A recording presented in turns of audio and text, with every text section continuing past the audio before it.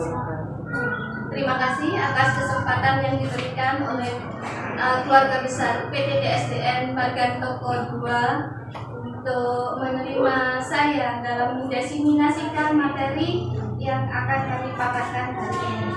Pertama-tama, marilah kita panjatkan puji syukur kehadirat Allah Subhanahu wa Ta'ala, di mana kita sudah diberikan nikmat kesehatan dan nikmat keselamatan untuk kita bertemu dalam keadaan yang sehat walafiat di pagi yang cerah ini. Bapak dan Ibu guru beserta kepala sekolah yang terhormat, Assalamualaikum warahmatullahi wabarakatuh. Waalaikumsalam warahmatullahi wabarakatuh. Terima kasih atas kesempatan yang diberikan oleh keluarga besar UPT DSDN Bagan Toko 2 untuk menerima saya. Izinkan kami untuk mendiseminasikan materi tentang budaya positif yang telah kami dapatkan dari pendidikan guru penggerak selama beberapa bulan terakhir ini. Serangkaian acara yang akan kami lewati bersama, yaitu yang pertama adalah pembukaan, yang kedua adalah pengarahan dari kepala sekolah, yang ketiga adalah penyajian materi, keempat tanya jawab, sesi tanya jawab, dan kelima adalah penutup. Untuk mempersingkat waktu, marilah kita mulai pembukaan acara pada hari ini, yaitu dengan pembacaan basmalah bersama-sama. Untuk selanjutnya akan kami serahkan kepada Bapak Kepala Sekolah Bapak Ahmad Musawaman selaku Kepala Sekolah UPT DSDN Bagan Toko 2 untuk memberikan pengarahan sebelum kami memaparkan materi. Kepada beliau kami persilakan. Terima kasih. Assalamualaikum warahmatullahi wabarakatuh.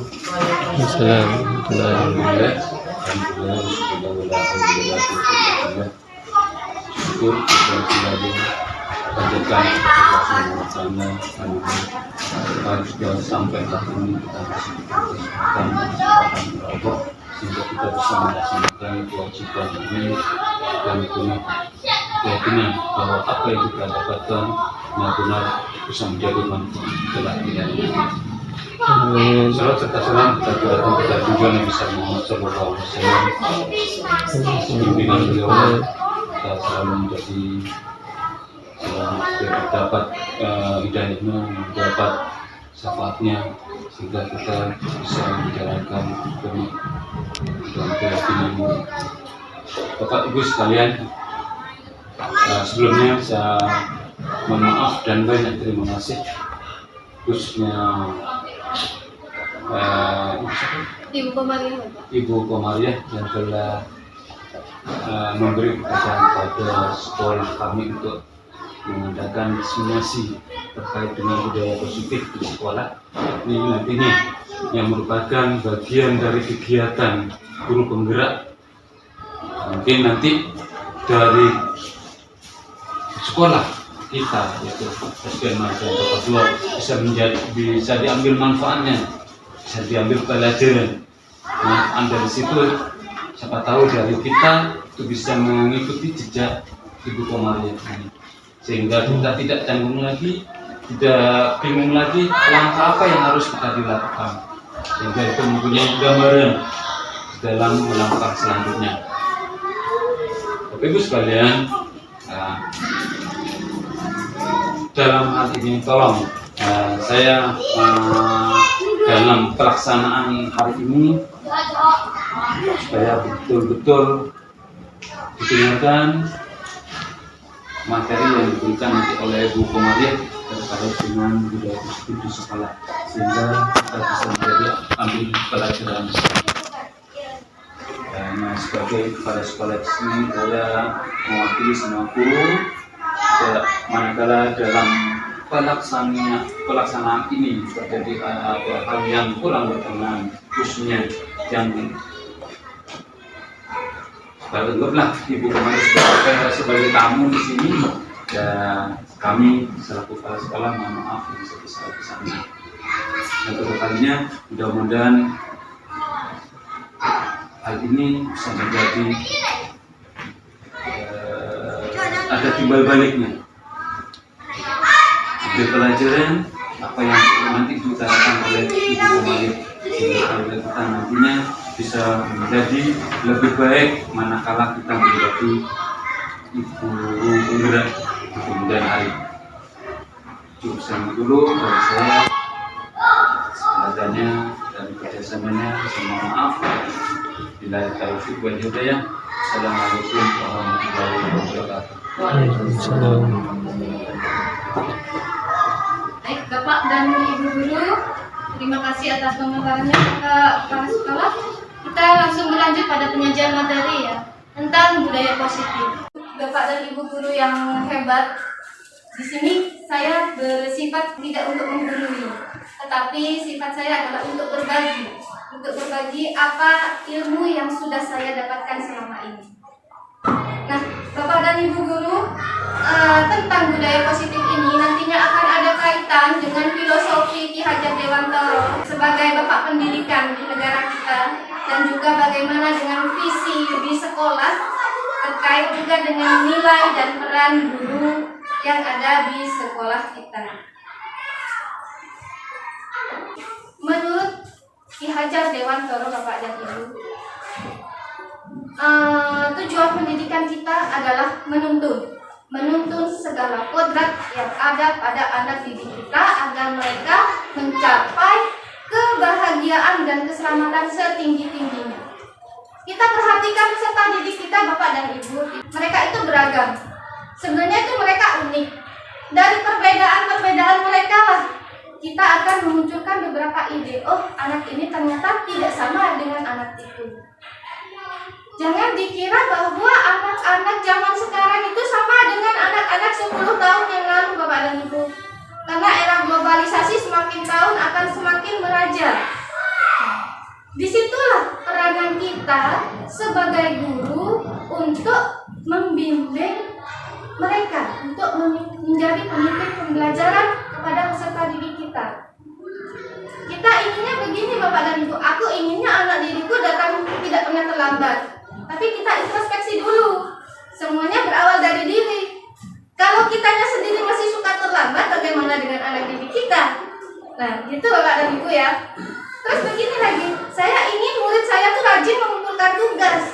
Setiap saya kasih tugas, murid saya tuh rajin. Meskipun tidak bagus, tetapi mereka punya disiplin, tepat waktu.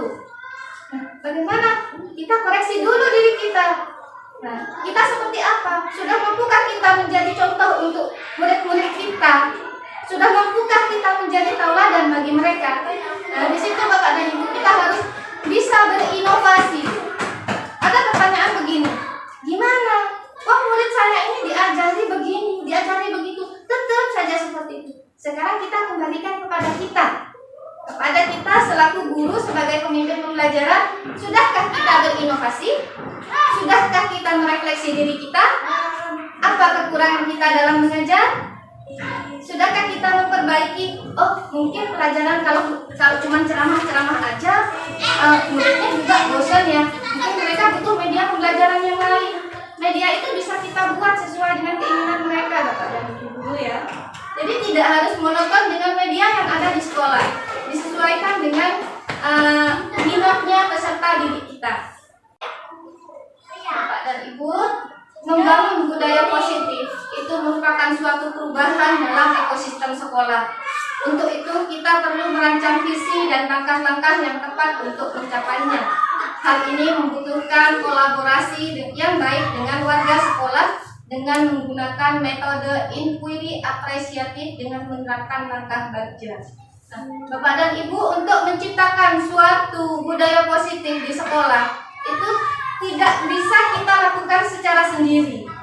Ketika kita punya keinginan untuk melakukan sebuah budaya positif, meningkatkan budaya positif, maka kita harus ada kolaborasi. Ada kolaborasi antar rekan, baik antar warga, bahkan dengan murid sendiri.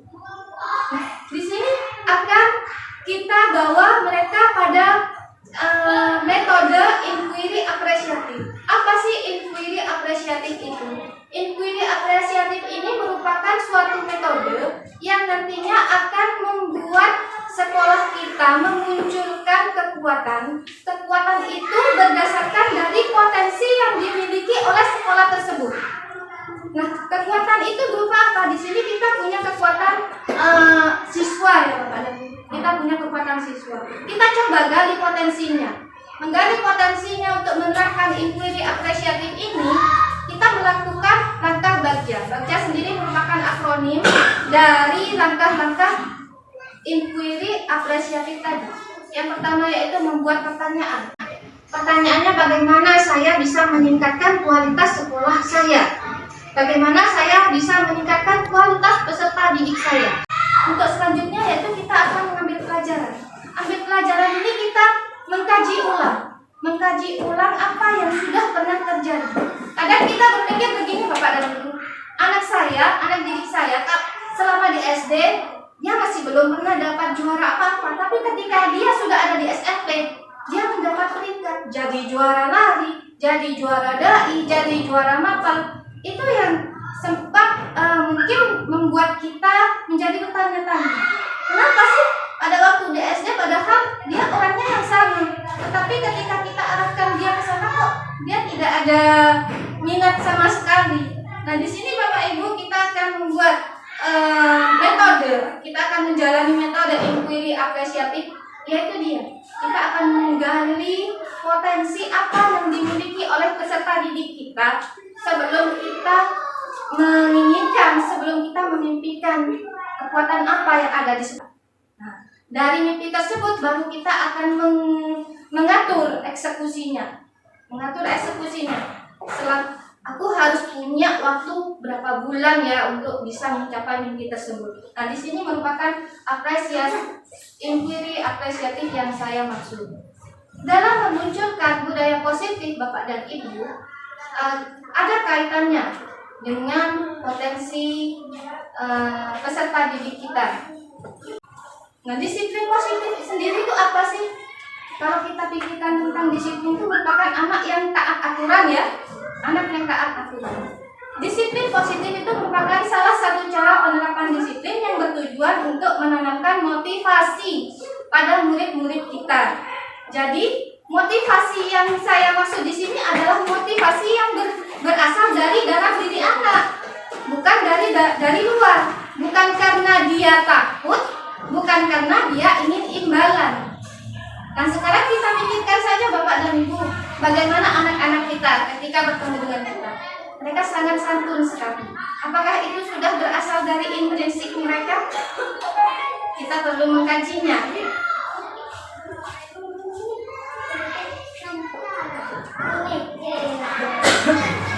Kita membutuhkan teori kontrol untuk menerapkan budaya positif di sekolah. Teori kontrolnya ini bagaimana?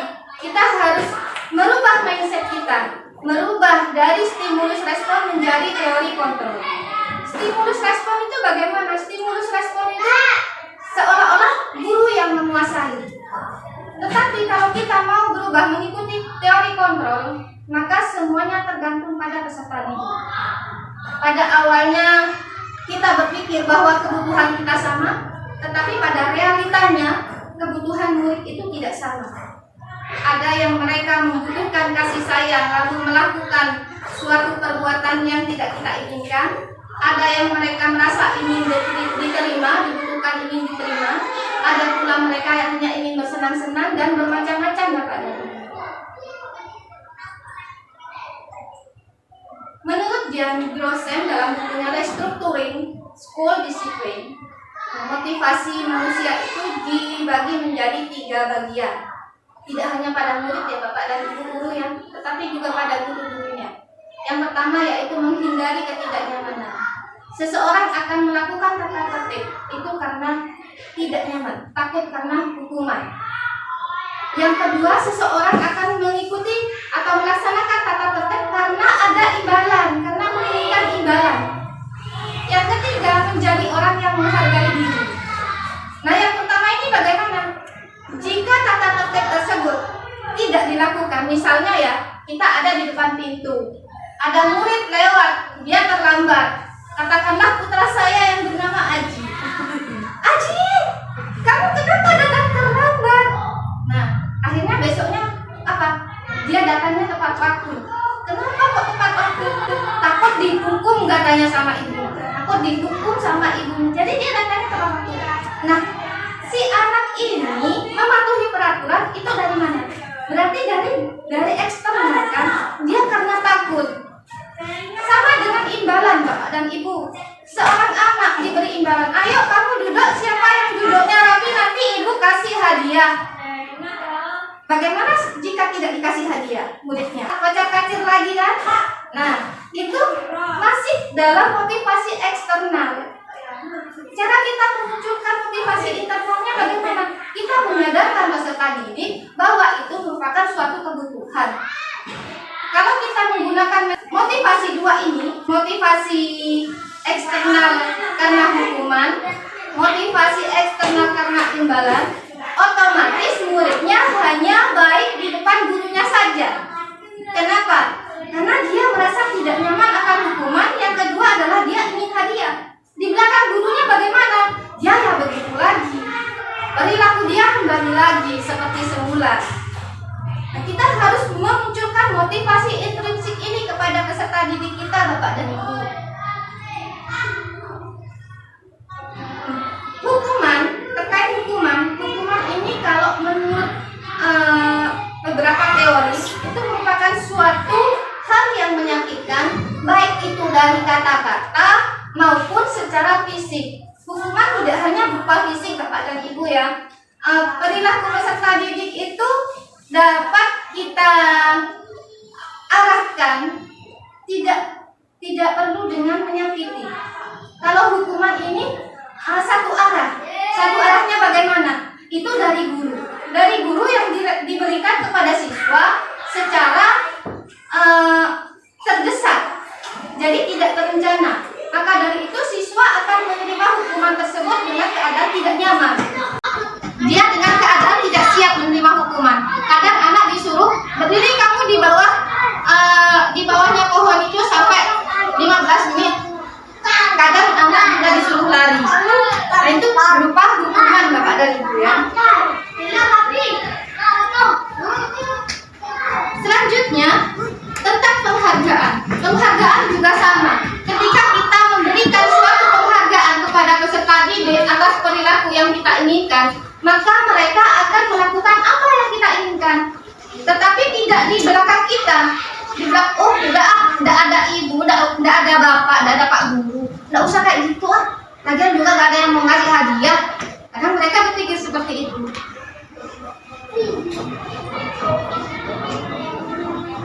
Nah, di sini tugas bapak dan ibu guru harus pandai-pandai memposisikan diri. Bagaimana posisi diri sebagai guru kepada anak didik kita? Posisi itu terbagi menjadi 5 Bapak dan Ibu. Kita bisa introspeksi diri ya. Yang pertama adalah posisi sebagai penghukum, yang kedua pembuat rasa bersalah, yang ketiga sebagai teman, sebagai pemantau, dan terakhir sebagai manajer. Sebagai penghukum itu seperti apa sih? Saya punya contohnya Bapak dan Ibu. Ini merupakan contoh yang saya ambil di pendidikan guru penggerak ya.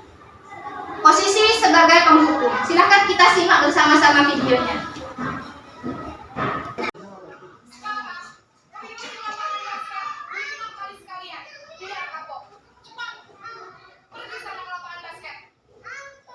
Ini Bapak dan Ibu ya. Semoga tidak ada yang menjadi guru yang seperti ini di sekolah ini Bapak dan Ibu. Ini merupakan posisi penghukum ya. Sebagai posisi penghukum, dia ini melotot.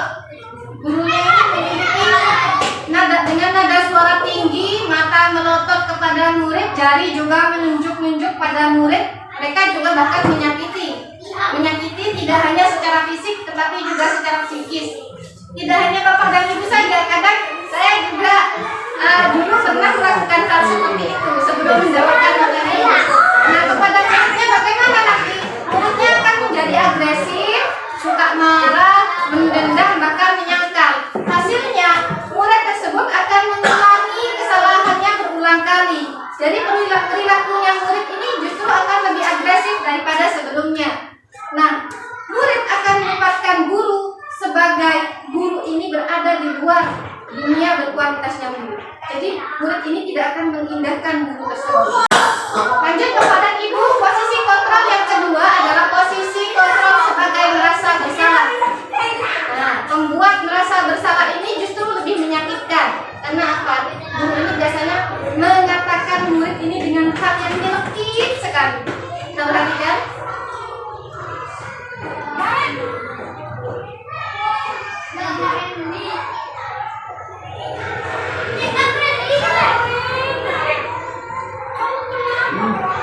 Terus ya, jadi dia ingin dikasihani sama muridnya. Senang ya bikin ibu susah ya. Kalau kamu terlalu tapi ibu yang sama kepala sekolah. Bisa kayak ibu tidak bisa mendengar kamu. Gimana ini? Lu mesti kamu suka ya kalau ibu ketemu sama kepala sekolah. Terus sekarang ibu harus tulis apa ini di konsep? Ini kamu sudah sering terlambat dong. Ibu harus apa coba?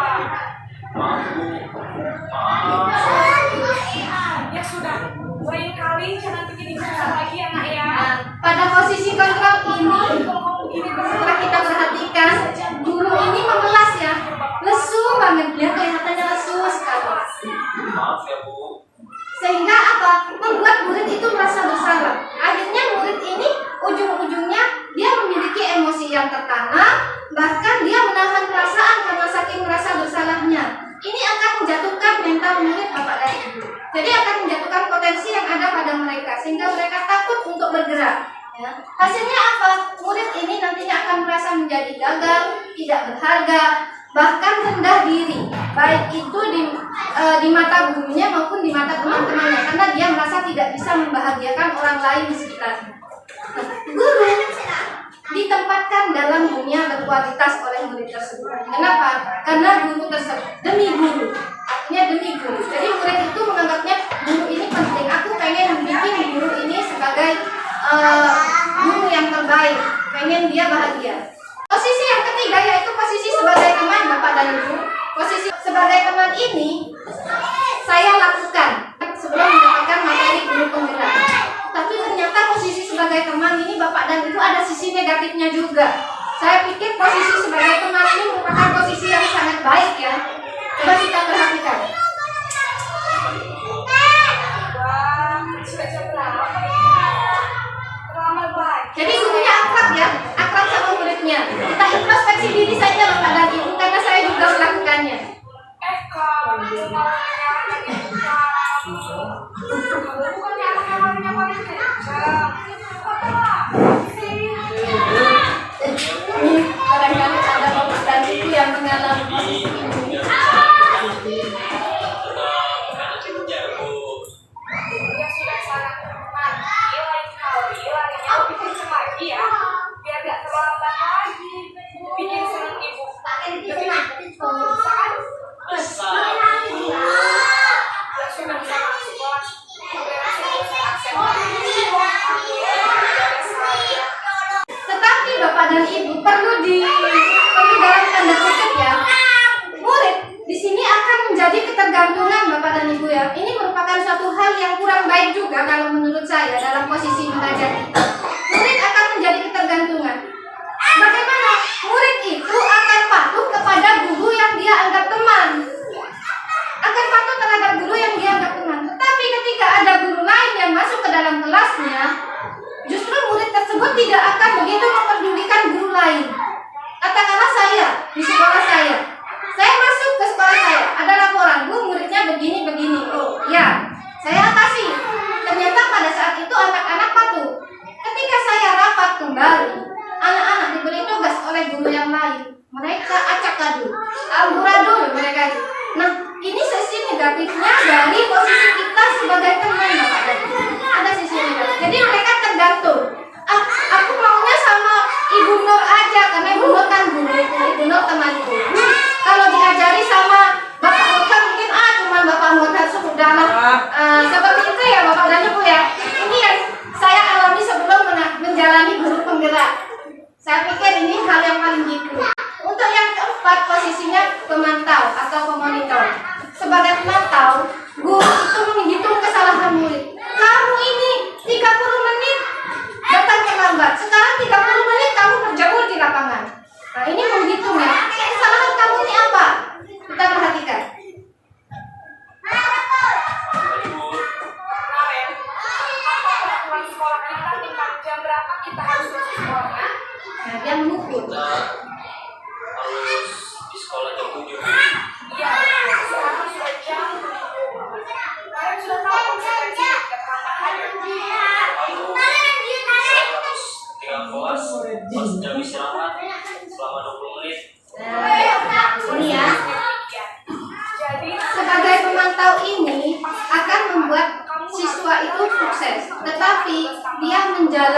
konsekuensinya sesuai dengan peraturan, sesuai dengan tata tertib, tidak secara intrinsik Bapak dan Ibu. Dia hanya memperhatikan, oh peraturannya kalau terlambat sekian menit, dia harus dihukum sekian menit. Oh kalau dia tidak mengumpulkan tugas, hukumannya dia akan mengerjakan tugas lebih daripada itu. Jadi siswa ini akan menempatkan peraturan dalam otaknya, itu peraturan dan peraturan. Dia tidak menempatkan buku, tidak menempatkan sistem, tapi peraturan. Dia hanya mematuhi peraturan saja. Berbeda dengan posisi pada manajer Bapak dan Ibu. Posisi pada manajer ini, guru tidak mendukung siswa. Siswa diberi kebebasan untuk melaksanakan apa yang akan dia lakukan, untuk menyatakan bagaimana konsekuensi dia atas pelanggaran yang sudah mereka lakukan. Bu tanya, Ya, dengan bagaimana tadi sudah disampaikan sangat baik, tapi dalam contoh itu kita sebagai pendidik NSD, ya, sedangkan di contoh itu adalah sudah pendidikan SD lanjutan.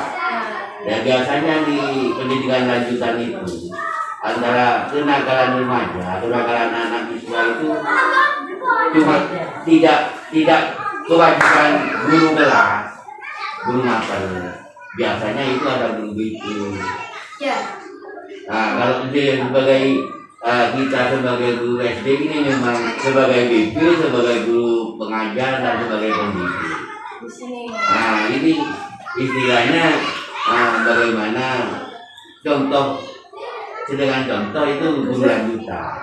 Biasanya kalau guru lanjutan itu kenakalan anak siswa ini kita pasrahkan kepada guru itu. Bagaimana jika ini terjadi pada anak SD? Iya. Nah, karena ini contohnya memang hanya sekedar contoh Bapak ya. Kalau penerapan kita terhadap peserta didik, karena kita mengajarnya di area SD, di area rendah, maka kita sebagai guru juga harus mampu, sebagai DK juga. Maka kita harus mampu membimbing anak. Memang tugas kita. Karena di SD itu tidak ada guru DK-nya. Kenapa contohnya ini menggambarkan anak SMA? Niatnya saya mau menggambarkan Aji, tapi ternyata Ajinya susah sekali untuk dipotensikan di sini. Jadi kita pakai contoh yang ada. Bagaimana kita menyikapi, sebenarnya anak didik kita ini melakukan banyak sekali kesalahan Bapak. Nah, bagaimana kesalahan itu harus kita atasi? Kita harus mencari dulu mereka ini kebutuhannya apa. Posisi kita harus kita atur dulu. Saya Pak di SD, saya juga di SD. Sebelum mendapatkan guru penggerak ini, saya memposisikan diri saya sebagai teman. Saya melakukan suatu pendekatan kepada murid saya. Hasilnya bagus Bapak. Anak-anak itu patuh sekali kepada saya. Ketika saya keluar dari kantor, Bu Kokom datang, Bu Kokom datang. Jadi mereka mengikuti saya. Apapun yang saya ucapkan, anak-anak kemarin itu ada yang lapor bahwa anak kelas 6 main ke sungai, apa benar? Ya Bu benar. Mereka mengakui kesalahannya. Mereka takut ketika saya ada di kelas. Ketika saya ada di kelas, mereka duduk mengikuti apa instruksi dari saya. Justru buat saya mereka tuh seperti malaikat tuh, anak-anak kelas 6 ini ya. Kok tidak pernah melakukan kesalahan di depanku, tapi kenapa di belakangku begitu? Saya harus tidak percaya Bapak dan Ibu. Tetapi setelah saya mendapatkan materi ini, oh ternyata benar yang dilakukan teman-teman saya. Jadi saya posisi saya harus berubah. Disinilah Bapak kita harus berubah. Kita introspeksi saja. Kita ini tadi masuk di posisi yang mana? Introspeksi diri. Oh, aku biasanya suka menghukum muridku, suka mencubit muridku, menyakiti muridku, ngomongin muridku dengan kata-kata yang kasar. Itu kita posisinya di situ. Tapi dengan posisi tersebut, Bapak Ibu sudahkah memperhatikan siswa kita efek-efeknya? Efeknya itu kalau sebagai penghukum seperti apa ya tadi itu, sebagai pemantau yang seperti apa. Dan yang ideal Bapak ya, kita memposisikan diri sebagai manajer. Kita kembali lagi kepada murid untuk menanyakan, kamu ini melakukan kesalahan yang bagaimana, terus kamu ini maunya bagaimana, sehingga murid ini sadar Bapak atas kesalahannya dan mereka ingin untuk melakukan perbaikan atas dirinya sendiri. Mungkin kalau anak yang rendah di kelas 1 dan kelas 2 masih butuh dibimbing, tapi guru itu hanya sebatas menuntun Bapak dan Ibu.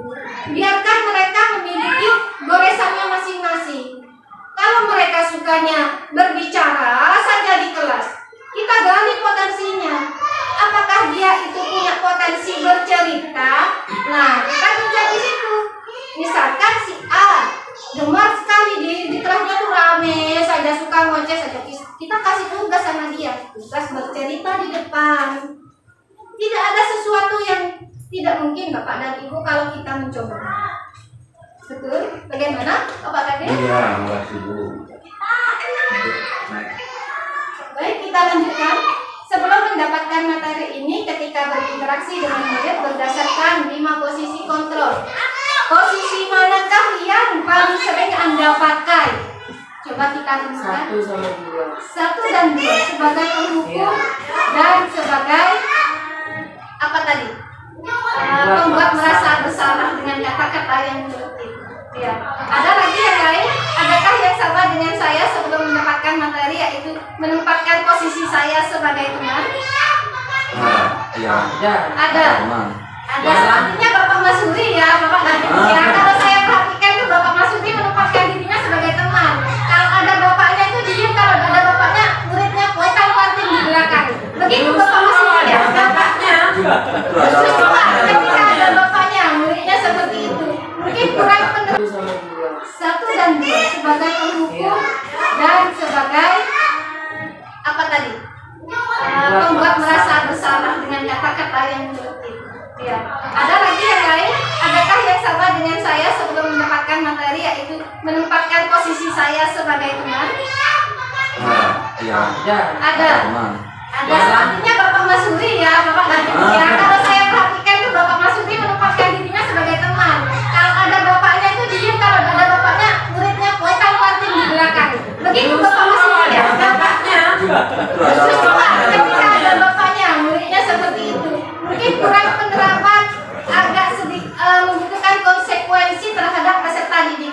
Nanti kita beranjak pada keyakinan kelas. Nah, ini yang akan kita tuju Bapak dan Ibu. Nah, Bapak dan Ibu, seluruh tindakan manusia memiliki tujuan tertentu. Seperti halnya dengan peserta didik kita. Peserta didik kita mengganggu temannya. Itu sebenarnya ada suatu kebutuhan dasar mereka yang belum terpenuhi, sehingga mereka melakukan hal tersebut di kelas. Misalnya ya, anak yang mengganggu. Kita panggil dia, kenapa kamu mengganggu? Nah, dari jawabannya dia, aku cuma pengen bersenang-senang Bu sama dia. Nanti ya, ada waktunya bersenang-senang pada waktu istirahat. Ada kalanya siswa itu takut untuk disuruh maju ketika mengerjakan soal. Dia tidur saja. Nah, apa yang terjadi Bapak dan Ibu? Kita tanyakan. Mungkin kebutuhan dia adalah kebutuhan ingin diterima. Kalau dia ditanya, kenapa kamu tidak bisa menjawab pertanyaan ibu? Dia akan bilang, saya tidak tahu. Kenapa dia setiap hari kalau diajari menunduk saja?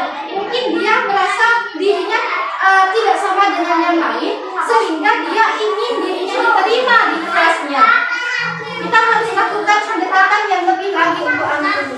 Jadi kebutuhan dasar itu terbagi menjadi 5, yaitu kebutuhan hidup, kebutuhan kasih sayang, kebutuhan kebebasan, kesenangan, dan juga penguasaan. Nah, kita beranjak pada keyakinan kelas Bapak dan Ibu. Keyakinan kelas itu apa? Budaya positif ini akan terjalin dengan baik jika motivasi yang ditimbulkan oleh warga di sekitarnya itu merupakan motivasi intrinsik, motivasi yang keluar dari dalam dirinya sendiri. Bagaimana cara kita memunculkan motivasi terhadap peserta didik kita? Nah, salah satu caranya adalah membuat keyakinan kelas. Keyakinan kelas ini dibuat bersama-sama dengan siswa, Bapak dan Ibu. Bagaimana keyakinan kelas itu dibuat? Keyakinan kelas ini nanti berpedoman pada kebajikan yang universal. Misalnya ya, terlihatlah tata tertib. Kita sudah punya tata tertib itu panjang sekali, tetapi tidak diminati sama peserta didik, tetapi tidak diikuti. Bagaimana? Karena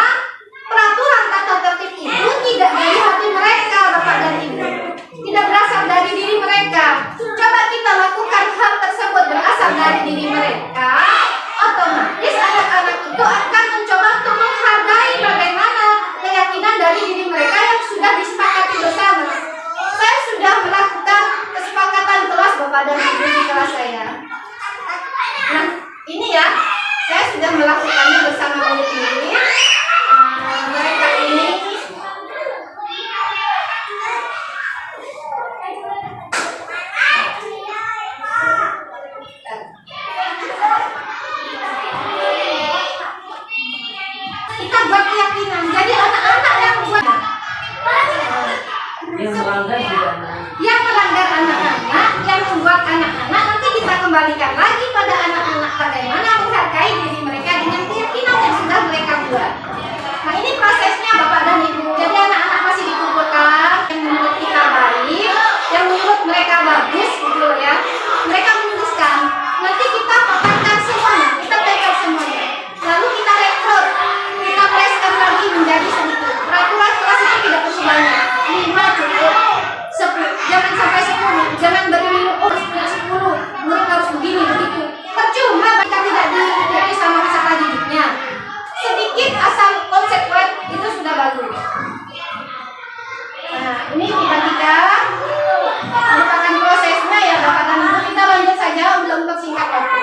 Ini adalah hasil keyakinan kelas yang kita bikin berdasarkan keyakinan yang mereka tulis Bapak dan Ibu. Jadi kita buat seperti ini. Kita buat seperti ini untuk ditempel di dinding supaya mereka memahami bahwa ini loh yang sudah disepakati oleh kelas kita.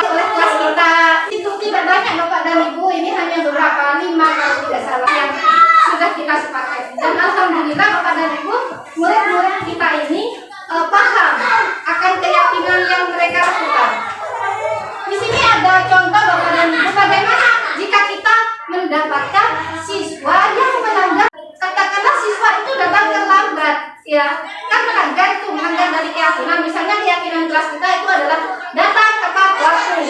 Nah, kita punya contoh. Bagaimana cara menyelesaikannya?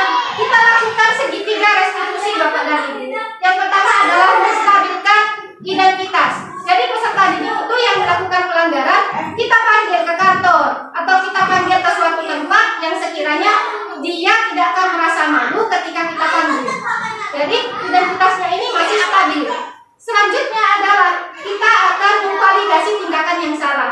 Kamu tahu tindakan apa yang sudah kamu lakukan, kesalahan apa yang kamu lakukan. Jadi siswa sadar akan kesalahannya. Selanjutnya kita akan menanyakan keyakinan mana yang ada dalam kelas kita yang sudah kamu langgar. Nah, di sini Bapak Ibu saya sudah melakukan beberapa prakteknya ya. Ketika kemarin pada waktu hari santri saat mengajar ada siswa yang terlambat.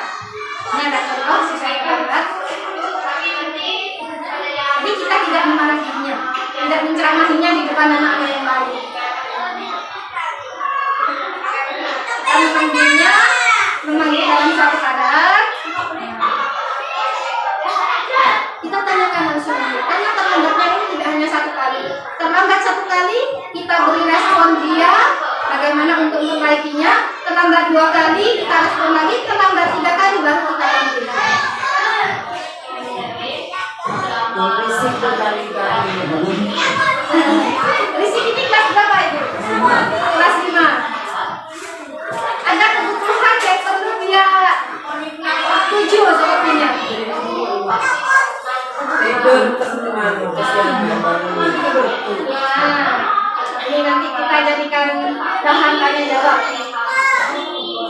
Nah, pada akhirnya peserta didik ini akan menunjukkan konsekuensi apa yang akan dia lakukan setelah kita berikan pertanyaan apa yang akan kamu lakukan atas tindakan kamu ini. Dikembalikan lagi Bapak dan Ibu kepada peserta didik. Sebelum mendapatkan materi ini, pernahkah di antara Bapak dan Ibu guru menerapkan segitiga restitusi? Kalau saya jujur, saya pernah menerapkan segitiga restitusi, tetapi tidak sampai menanyakan keyakinan. Saya hanya menstabilkan identitas mereka supaya mereka malu. Lalu yang kedua, saya memvalidasi tindakan mereka yang salah. Apakah kamu sudah merasa benar? Kamu main-main ke sungai itu sudah merasa benar? Sampai di situ. Karena saya waktu itu belum mendapatkan materi ini, maka saya berhenti. Tidak sampai pada menanyakan keyakinan. Karena keyakinan di sekolah ini baru saja terbentuk, baru dapat 1 bulan. Alhamdulillah sudah berjalan. Demikian Bapak dan Ibu. Mungkin ada untuk sesi selanjutnya adalah sesi tanya jawab. Saya akan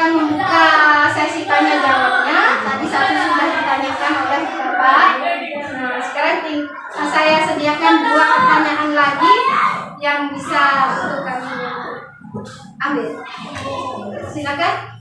Mungkin ada pertanyaan dari Bapak dan Ibu guru terkait materi ya. Terima kasih. Saya guru berangkat Ya.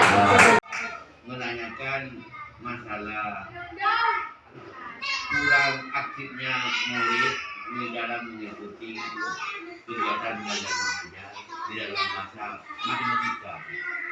Sehingga anak-anak itu bukan tidak senang kepada pemberian materi, kepada guru, karena dia tidak senang untuk berpikir lebih jauh. Ya. Hanya maunya menerima. Tidak ada interaksi Bapak ya. Kurang semangat dalam belajar matematika. Kurang semangat dalam belajar matematika. Baik saya. Ini lambatnya dalam pemberian materi.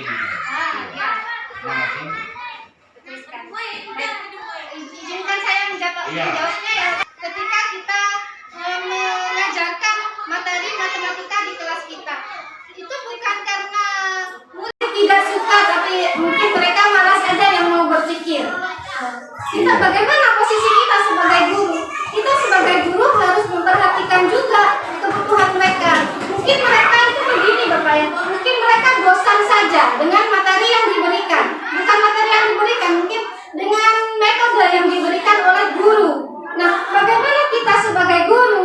Kita sebagai guru sebenarnya banyak cara untuk meningkatkan aktivitas peserta didik kita. Anak-anak ini sebenarnya masih berada pada fase bermain. Betul tidak Bapak dan Ibu?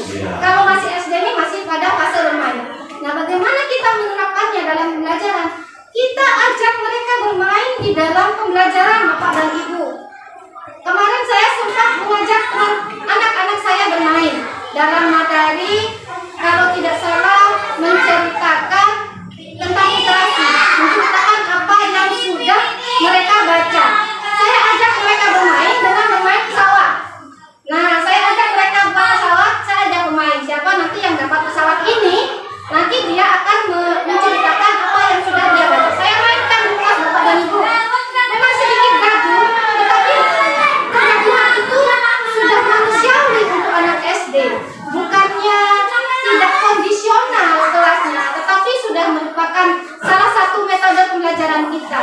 Nah, pertanyaan yang sama dengan Bapak Kadir, bahwa bagaimana menerapkan anak-anak ini supaya aktif. Kita ajak mereka bermain, Bapak.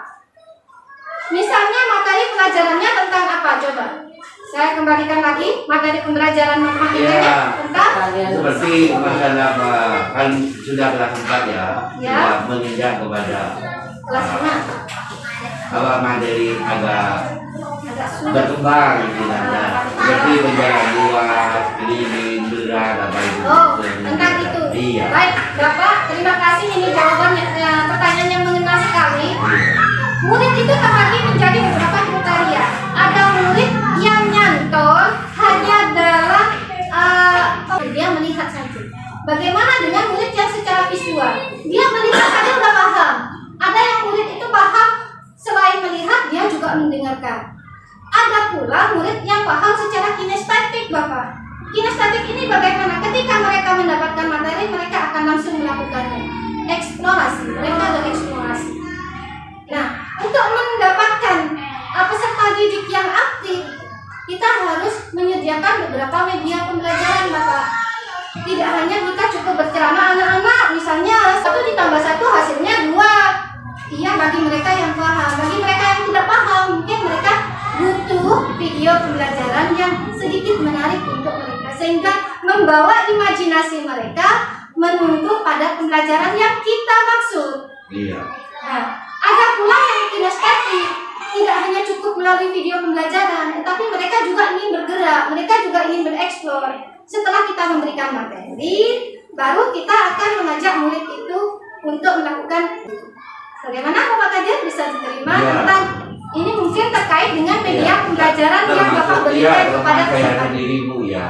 Ada lagi pertanyaan? Ya baik, Bu. Tadi sudah disebutkan 5 posisi ya, guru itu punya posisi sebagai pendukung, pembuat merasa bersalah, posisi sebagai teman, pemantau, dan manajer. Ini yang baik kan manajer. Di sini guru kan berperan tidak hanya sebagai mentransfer ilmu, tapi juga mendidik dan membimbing mereka. Di sekolah kita ini anak-anaknya mereka di luar bimbingan orang tua karena kebanyakan mereka tinggal bersama nenek, tidak bersama orang tua. Jadi tingkah laku mereka itu kadang di luar pantauan orang tua. Jadi kalau sudah sampai di sekolah dia merasa sok jago, oh ini aku.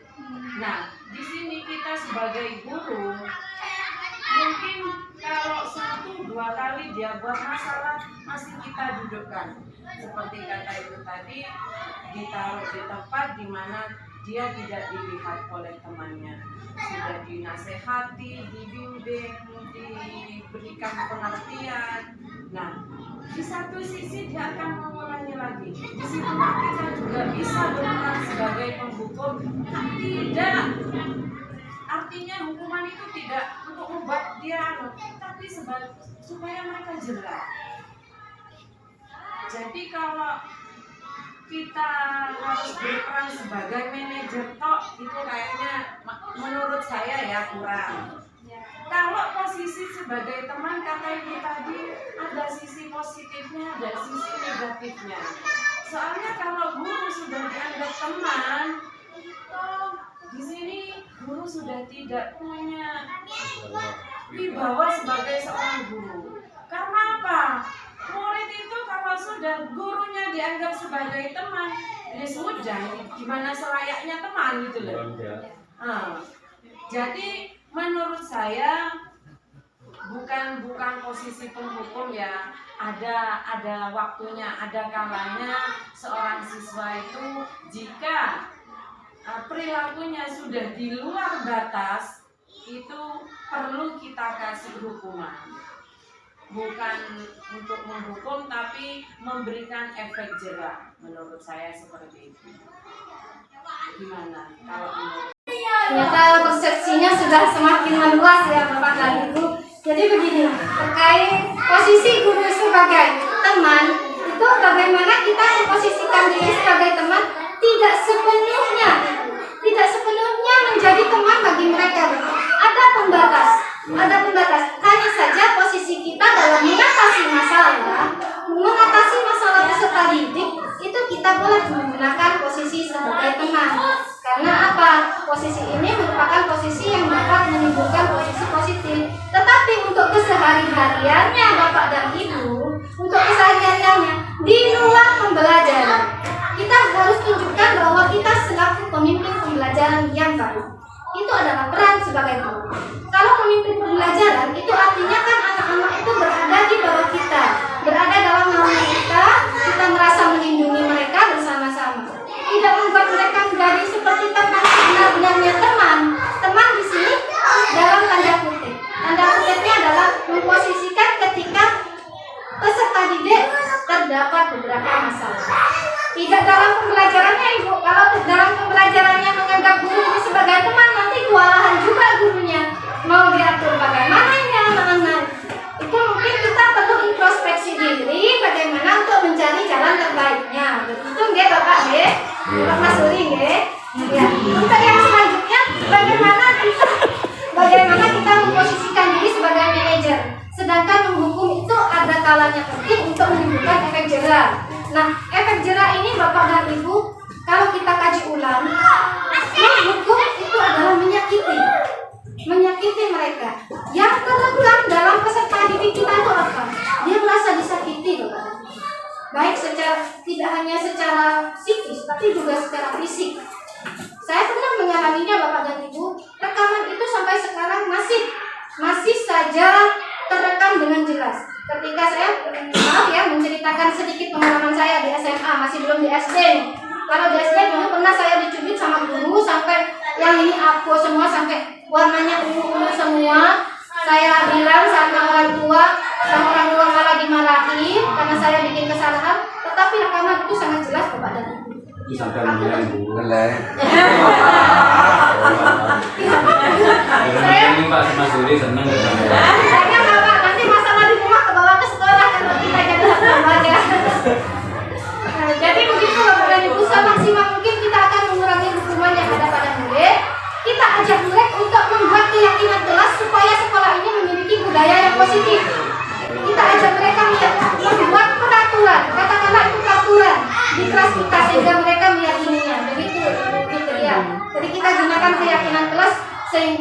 kita memiliki budaya disiplin positif yang baik.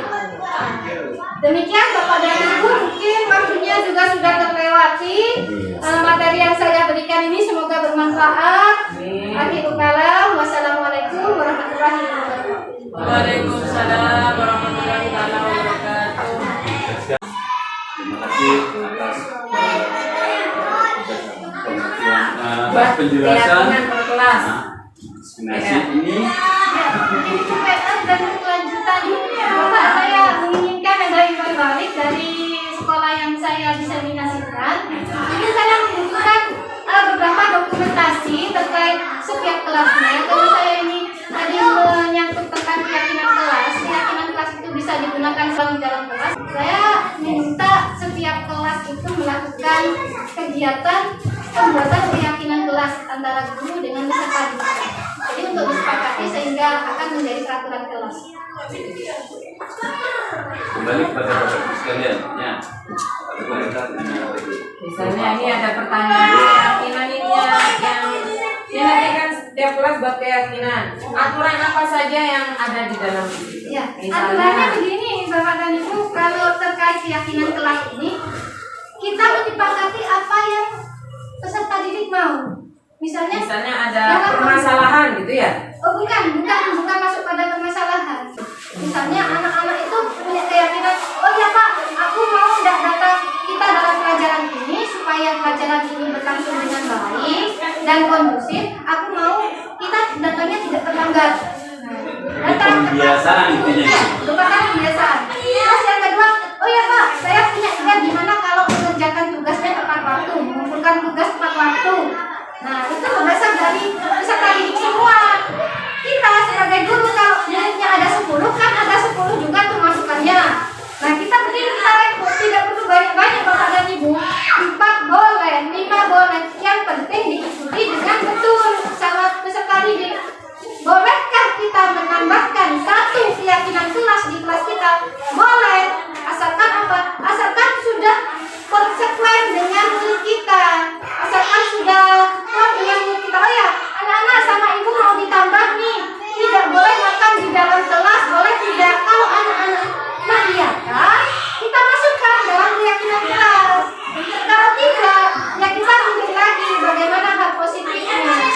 Nanti kan anak-anak itu bertanggung jawab, merasa bertanggung jawab atas perbuatan mereka. Jadi intinya gini. Jadi kan mereka tidak termotivasi secara eksternal Bapak untuk melakukan kesalahan-kesalahannya. Mereka kan mikir, oh ya aku kan sudah setuju mau begini. Akhirnya itu akan menjadi suatu pembiasaan dan budaya positif yang kita lakukan.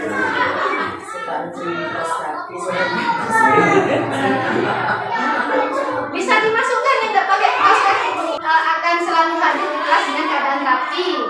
Itu sudah merupakan keyakinan. Kalau ada yang tidak pakai kaos tadi, kalau dipanggil aja. Terus keyakinan mana yang sudah dilanggar? Maksudnya apa? Terus kalian selanjutnya mau apa? Gimana ini kok kamu langgar? Terus sekarang gimana caranya supaya keyakinan itu tetap terjaga? Nanti kan anak-anak bisa menjabarkan itu sendiri. Aku mau besok mau beli kaos kaki, mau ibu saya. Ibu, karena di sini kebanyakan yang megang guru kelas itu adalah guru sekolah.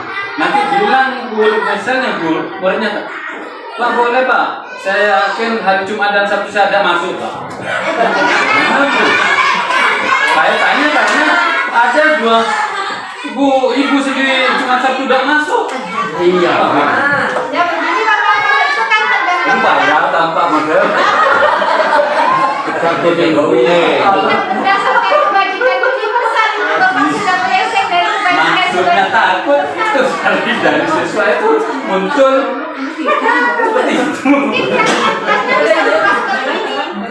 Ada izin kepada guru ketika berhalangan untuk masuk. Nah, begitu Bapak.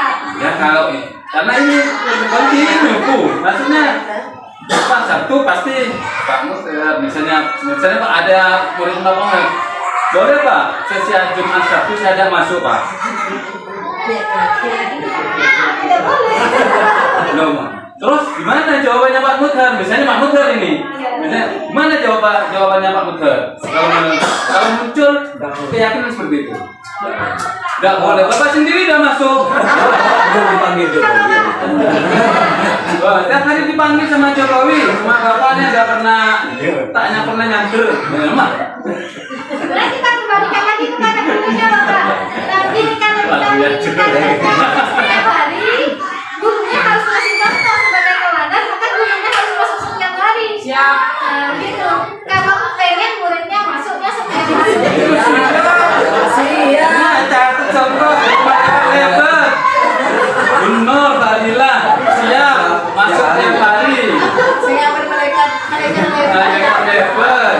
Mengkurang belajar minta Pak Yus. Terima kasih Bapak atas waktunya, mungkin seminarnya akan kami akhiri. Terima kasih juga atas kerjasamanya dengan Bapak dan Ibu di PTDSDN Bagan Toko 2. Di seminar ini akan kami buatkan dalam sebuah YouTube. Kalau berkenan nanti akan kami share di YouTube.